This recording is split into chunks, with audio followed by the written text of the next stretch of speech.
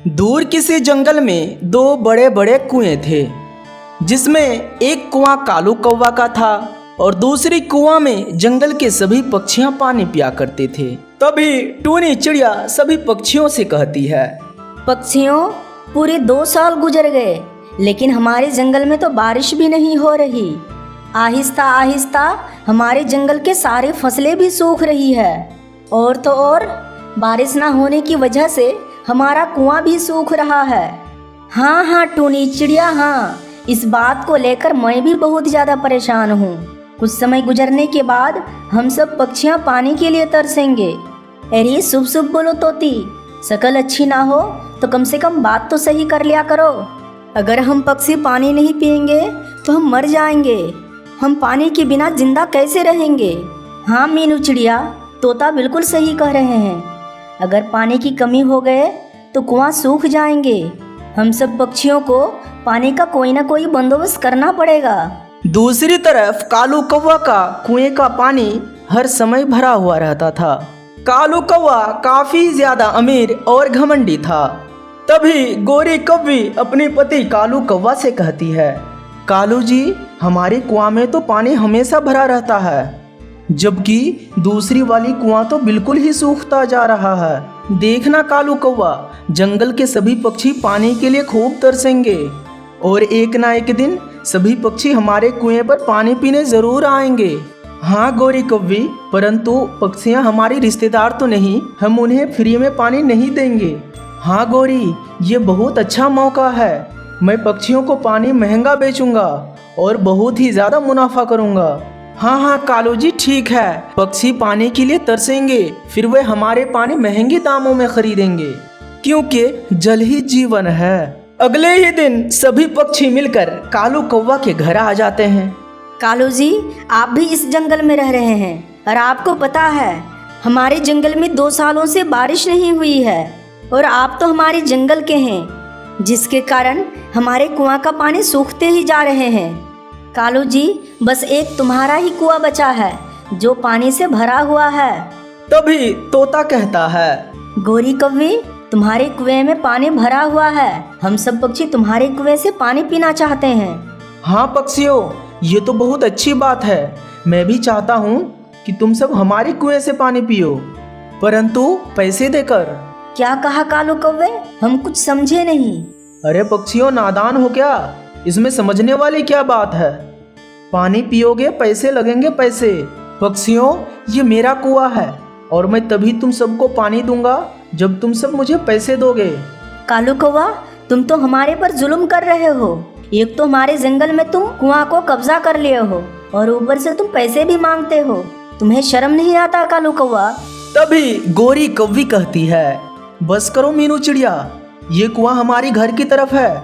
इसका मतलब कुएं की सारा पानी हमारा है और मैं इस पानी से जो भी करूं, खरीदना है तो ठीक है, वरना जाओ यहाँ से। तभी सारी पक्षियां मायूस होकर वहां से रवाना हो जाती हैं। अरे गोरी, ये क्या किया तुमने सभी पक्षियों को भगा दी। अगर वे वापस नहीं आए तो?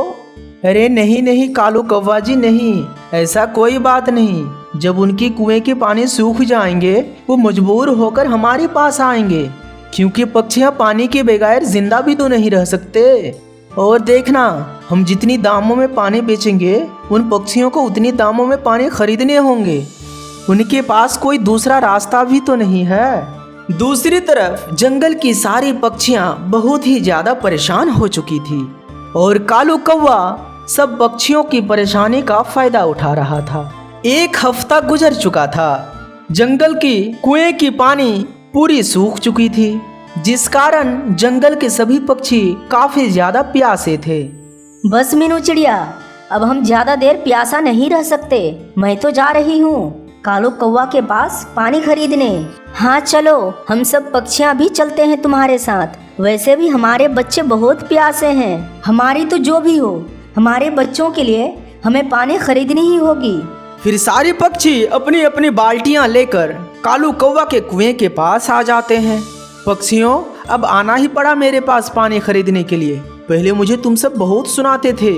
कालू कौवा, तुम ये मेरी मजबूरी का फायदा उठाकर बिल्कुल ही अच्छा नहीं कर रहे हो। अगर हमारे बच्चे प्यासे ना होते तो हम सब तुम्हारे पास कभी नहीं आते। अरे बस बस मीनू चिड़िया बस, हमें तुम्हारी भाषण नहीं सुननी है। अगर तुम्हें पानी चाहिए, एक एक बाल्टी का 10-10 रुपए लगेंगे। पहले 10 रुपए निकालो और बाल्टी भरकर पानी ले जाओ। बस तभी क्या देखना था, सारी पक्षियाँ 10-10 रुपए देकर पानी खरीद कर अपने अपने घर की तरफ चले जाते हैं। चलो बेटा मानव, जल्दी जल्दी भोजन खा लो, मुझे कहीं जाना है, बहुत ज़रूरी काम है। मम्मा, मुझे ये जंगल के दाने नहीं खाने हैं, मुझे तो पानी पूरी चाहिए, पानी पूरी। मानो मुझे परेशान ना करो, मैं पहले से ही बहुत ज़्यादा परेशान हूँ, जल्दी जल्दी से ये दाना खा लो। मानो चिड़ा भोजन ना खाने की वजह से जिद करने लगते हैं और वे जोर जोर से उछलने लगते हैं और जोर जोर से उछलने लगता है। जोर जोर से उछलने के कारण बर्तन में रखे हुए सारा पानी गिर जाते हैं। हाय रे मानव, क्या किया तुमने? कितने महीने का पानी था ये और तुमने सारा गिरा दिया। मम्मा, मैंने ये जानबूझकर नहीं गिराया, गलती से गिर गया ये, परंतु मुझे ये भोजन नहीं खाना। यह कहकर मानो चिड़ा वहां से चला जाता है।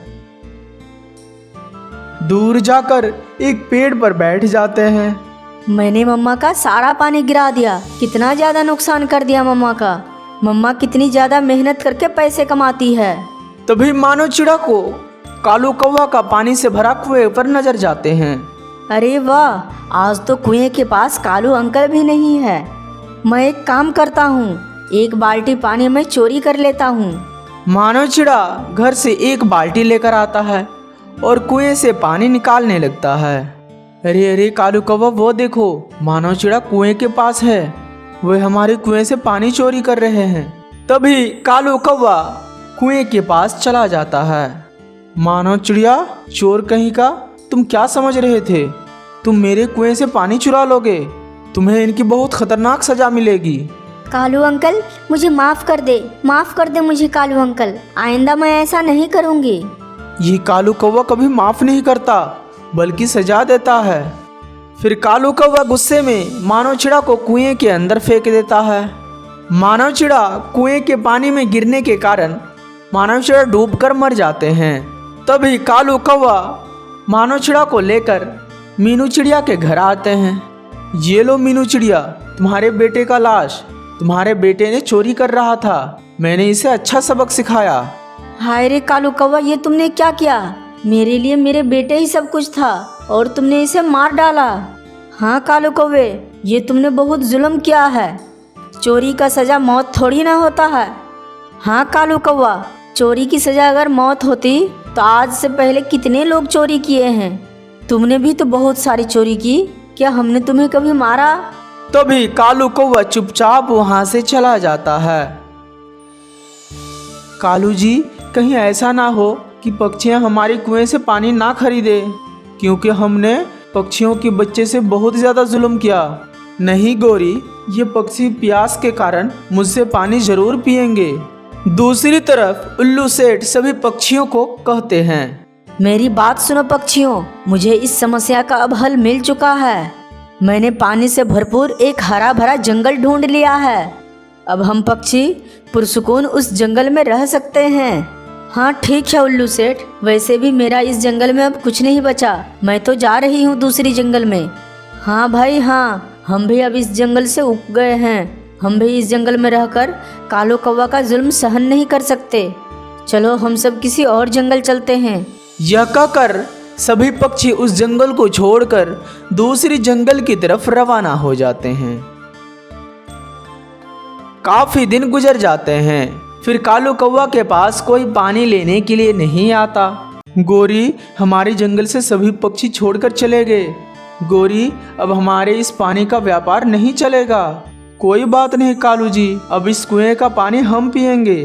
बस अब क्या देखना था। इसी तरह काफी समय गुजरने के बाद कालू कौवा का भी कुआं सूखने लगा था। देखते ही देखते कालू कौवा का कुएं का सारा पानी सूख जाता है। कालू कौवा का छोटा बेटा जग्गू कौवा भी होता है, वह प्यास के कारण तड़प रहा था। गोरी, मैं कहाँ से पानी ले आऊँ, मैं तो बहुत ज़्यादा परेशान हो गया हूँ। कालू जी देखो ना, हम तो बहुत दिन से पानी भी नहीं पिए हैं, और ये जग्गू कौवा छोटा सा प्यास भी नहीं बर्दाश्त कर सकता। बाबा बाबा, मुझे पानी पीना है, मुझे बहुत प्यास लगी है। जग्गू कौवा 2 दिन से पानी नहीं पीने के कारण वह प्यास से मर जाता है। जग्गू, क्या हो गया है तुम्हें? उठो ना, मैं तुम्हारे लिए दूसरे जंगल से पानी लेकर आता हूँ। कालू जी, हमारा बेटा जग्गू प्यास के कारण मर गए हैं और इसमें सारा तुम्हारा ही गलती है। आपकी सज़ा मेरी मासूम बच्चे को मिल गई। हाँ गौरी, तुम ठीक कह रही हो, मैंने लालच में आकर मासूम पक्षी की जान भी ले ली थी। कालू जी, हम दूसरे जंगल भी नहीं जा सकते क्योंकि हम जब दूसरे जंगल गए थे उन सारी पक्षियों ने मिलकर हमें वहाँ से निकाल दिया था। हाँ रानी, जैसा हमने उन पक्षियों के साथ किया था वैसा ही वो पक्षी हमारे साथ कर रहे हैं। इसका मतलब कालू जी, हम भी इस जग्गू की तरह प्यास से ही मर जाएंगे। अब कालू कौवा और गोरी कौवी दूसरे जंगल भी नहीं जा सकते थे क्योंकि सभी पक्षी उन दोनों को जंगल में आने से मना किया हुआ था। बस उसी तरह जैसी करनी वैसी भरनी। आज कालू कौवा और गोरी कौवी काफ़ी ज़्यादा प्यासे थे और उन्हें पानी कहीं से भी नहीं मिल रहा था। दोस्तों, हमें इस कहानी से ये सीख मिलती है कि हमें दूसरों की हमेशा मदद करना चाहिए ताकि हम पर कोई मुसीबत आए तो दूसरे पक्षी भी साथ दे। दूर किसी जंगल में बहुत सारी पक्षी मिलजुल कर एक साथ रहा करते थे। उसी जंगल में टूनी चिड़िया अपनी बेटी टुनटुनी के साथ रहा करती थी। टूनी चिड़िया बहुत ही ज्यादा गरीब थी। वे दूसरों के घरों में काम करके अपनी जिंदगी गुजारती थी और उन्हीं से कुछ आमदनी को बचाकर अपनी बेटी की पढ़ाई भी कराती थी। टुनटुनी जिस स्कूल में पढ़ा करती थी उसी स्कूल में एक कालू कौवा भी पढ़ाई करता था। कालू कौवा टुनटुनी से कहती है, अरे क्या रे टुनटुनी, तुम अपनी औकात क्यों भूल जाती हो? तुम एक गरीब पंछी हो और इतनी अमीर स्कूल में क्यों पढ़ने आई हो? बेचारी टुनटुनी कुछ नहीं बोल पाती और टुनटुनी वहाँ से चली जाती है। इसी तरह कुछ समय बीत जाता है। फिर कुछ दिन के बाद 15 अगस्त आ जाता है। तभी स्कूल के फील्ड में कालू कौवा खड़ा होता है। टुनटुनी उसके पास चला जाता है। टुनटुनी कालू कौवा से कहने लगता है, कालू भैया, क्या आप मेरे साथ प्रोग्राम करेंगे? देख टूनी, तुम जैसी गरीब पंछी के साथ प्रोग्राम कौन करना चाहेगा? जहाँ तक बात स्कूल का है, जब एक ही स्कूल में पढ़ाई करते हैं तो हमें प्रोग्राम तो साथ में करना ही होगा। यह कहकर कालू कौवा टुनटुनी से कहता है, ठीक है टुनटुनी, चलो प्रोग्राम में शामिल होते हैं। वहाँ बहुत सारे पंछी आ गए होंगे। कालू कौवा, टुनटुनी चिड़िया और सारी पंछी प्रोग्राम में शामिल होते हैं। मास्टर बबलू भाषण दे रहे होते हैं। बच्चों, आज 15 अगस्त है। आज 15 अगस्त का दिन है। इसी दिन हमारा देश आज़ाद हुआ था। इसीलिए 15 अगस्त को हम एक पर्व के रूप में मनाते हैं। सारे पंछी प्रोग्राम खत्म कर मिठाई लेकर अपने अपने घर चले जाते हैं।